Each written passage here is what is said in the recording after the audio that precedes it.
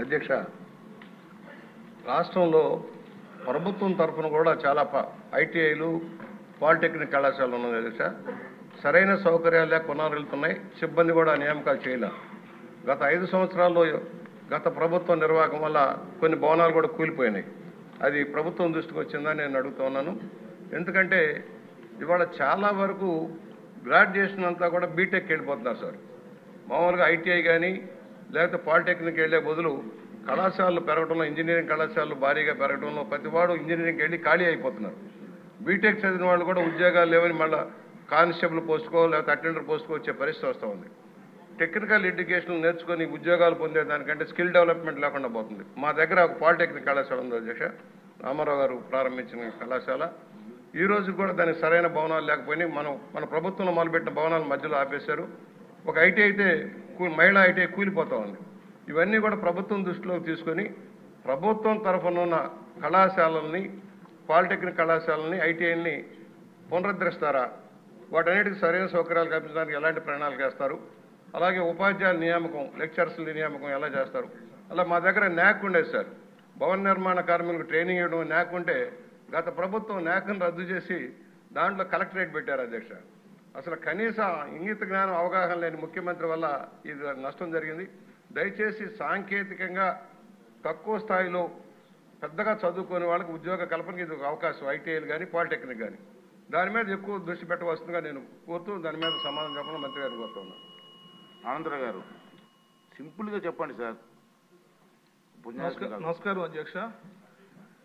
ఈరోజు సాంకేతిక విద్య ఏదైతే ఉందో పారిశ్రామిక ప్రగతికి అదే పునాది అధ్యక్ష.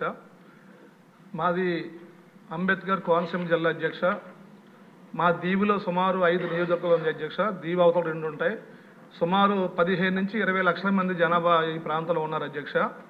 కానీ ఇప్పటికీ ఈ కోనసీమ కేంద్రంలో గవర్నమెంట్ ఐటీఐ కానీ గవర్నమెంట్ పాలిటెక్నిక్ కానీ లేదు అధ్యక్ష. కానీ ఈరోజు ప్రతి గ్రామంలోనూ సాంకేతిక పరమైన విద్యను అభ్యసించి ప్రపంచవ్యాప్తంగా మన ప్రజలు, తెలుగువారు, విద్యార్థులు పనిచేస్తున్నటువంటి కారణం నాడు చంద్రబాబు నాయుడు గారు ఈ రాష్ట్రంలో ప్రైవేట్ రంగంలో, ప్రభుత్వ రంగంలో అనేక ఇంజనీరింగ్ కాలేజీలు స్థాపించారు. కాబట్టి ఈరోజు ప్రపంచవ్యాప్తంగా ప్రతి ఇంట్లో ఐటీ అనే ఒక గొప్ప జాబ్ ఉంది అధ్యక్ష. కానీ మా ప్రాంతంలో ఈరోజు ఏదైతే జిల్లా కేంద్రం అయిందో అక్కడ ఎక్కువ ఎస్సీ, ఎస్టీ, బీసీ వర్గాలు ఉన్నారో పేద విద్యార్థులు ప్రభుత్వ ఐటీఐ లేకపోవటం వల్ల, ప్రభుత్వ పాలిటెక్నిక్ లేకపోవటం వల్ల చాలా ఇబ్బంది పడుతున్నారు అధ్యక్ష. అందుకని తమర ద్వారాగా గౌరవ మంత్రి గారిని కోనసీమ జిల్లా కేంద్రాన్ని దృష్టిలో పెట్టుకుని అక్కడ ఉన్న సుమారు 20 లక్షల ప్రజలను దృష్టిలో పెట్టుకుని మా ప్రాంతానికి ఈ కొత్తగా ప్రభుత్వ ఐటీఐ పాలిటెక్నిక్ కళాశాలను మంజూరు చేయాలని కోరుకుంటున్నాను అధ్యక్ష. ఆనందరావు గారు, లాస్ట్ సింపుల్గా.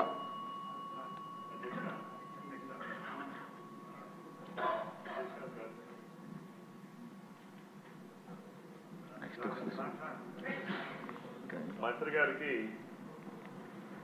2024-25లో ఆమదాల వలసలో కొత్తగా ఐటీఐ మంజూరు చేశారు అధ్యక్ష. బట్ అది అకాడమిక్ ఇయర్లో స్టార్ట్ కాలేదు.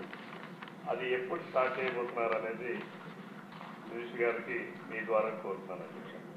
సత్వరమే అది ప్రారంభించారు. మంత్రి గారు.